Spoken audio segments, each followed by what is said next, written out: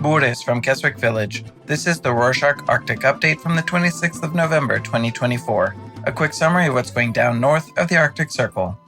The U.S. election of early November can finally be drawn to a close after Alaska's Division of Elections confirmed the state results on Wednesday the 20th. Nick Begich has won Alaska's sole U.S. House seat from Mary Peltola, flipping it from Democratic to Republican control. Alaskan results are often the most delayed in the U.S. due to the remoteness of its rural communities.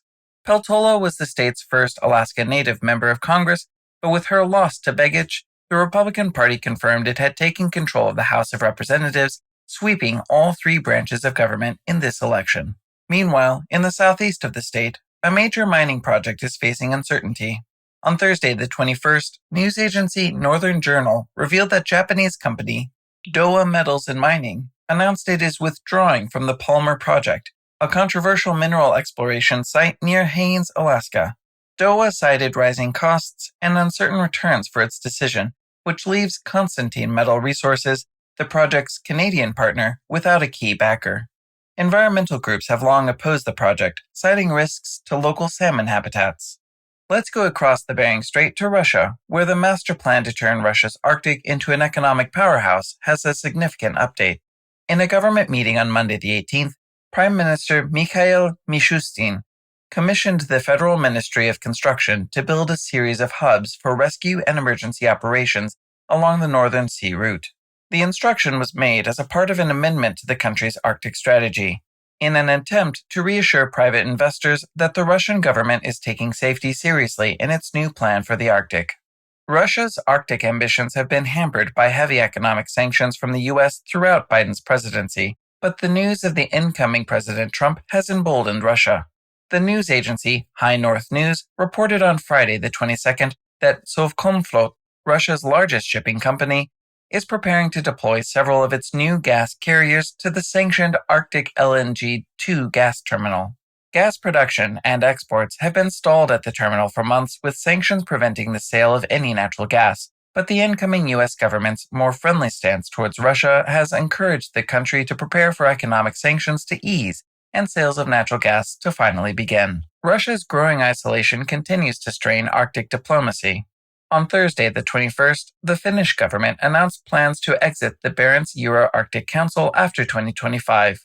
Elina Valtonen, the Finnish foreign minister, stated that Russia's membership renders the council ineffective as a platform for Finland's northern cooperation efforts. Instead, Finland will focus on strengthening its ties through other international bodies, such as the Nordic Council, to foster regional collaboration without Russian involvement. With tensions in the Arctic running high, national defense is the priority for many countries. In Canada's Yukon region, the Yukon Arctic Security Advisory Council released a report recommending the territory focus on its military infrastructure to be better prepared against threats. The report states that Canada's north is currently not prepared for the scale of threats from China, Russia, and natural disasters that may come. The report recommends improving roads, internet capacity, creating redundancies, and creating a public safety program to train civilians as generalists against environmental, technological, and military threats to ensure the Yukon is prepared to defend itself at all times. The Yukon is already fighting its own battles, but this time with the British Crown. On Tuesday the 19th, the Council of Dawson City, Canada, voted unanimously to remove the mandatory oath of allegiance to King Charles III for elected officials. The move follows concerns from Indigenous council members who view the oath as a symbol of colonial oppression. Bill Kendrick, Dawson City's mayor, stated the council aims to reflect its community's values. While legal experts note that removing the oath may require territorial or federal approval, the decision marks a growing push across Canada to reassess ties to the monarchy. Defense might be a priority in northern Canada, but a bigger concern might be its child poverty rates. A new report released on Tuesday the 19th by the advocacy group Campaign 2000, which looks at child poverty rates across Canada, shows that over 40% of under-18s live in poverty in Nunavut, an increase of almost 7% from the previous year. In contrast, Canada's Southern Territories reported a much lower 20% child poverty rate. These figures have been attributed to the lack of social funding and the high cost of living in the Arctic.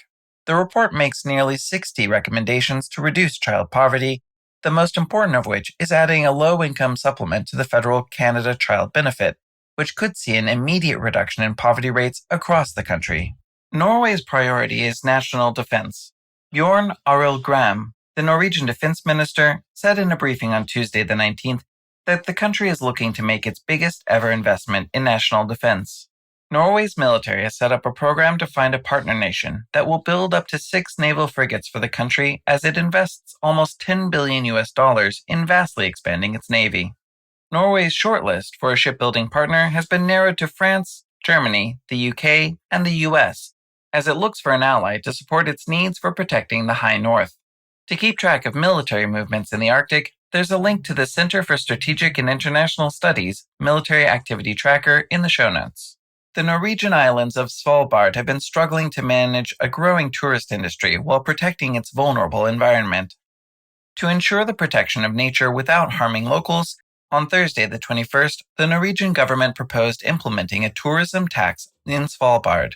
This tax will be used to support local infrastructure and services while tempering the growing numbers of tourists to the high Arctic islands. This proposal has now been submitted for public comment and has a consultation deadline of the 3rd of January before going to a parliamentary vote. Next up, the Faroe Islands are pushing for economic growth with a major new initiative.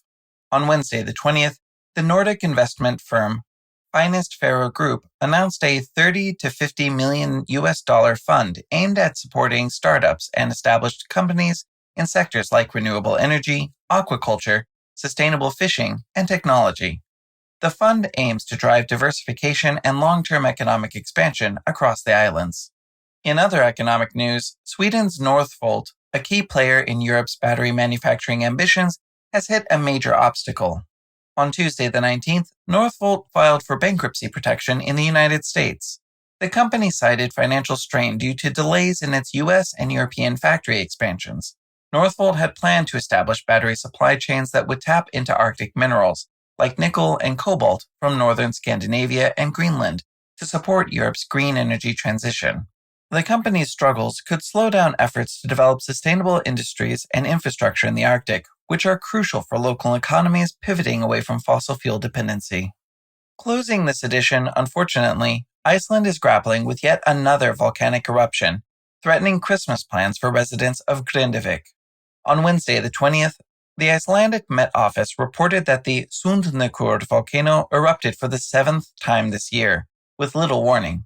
Authorities evacuated Grindavik and the Blue Lagoon tourist site without incident, but lava engulfed the lagoon's car park and damaged water lines. By Sunday the 24th, the Icelandic Met Office detected dangerous sulfur dioxide levels in Grindavik, warning against visiting the eruption site due to unhealthy air south of the volcano.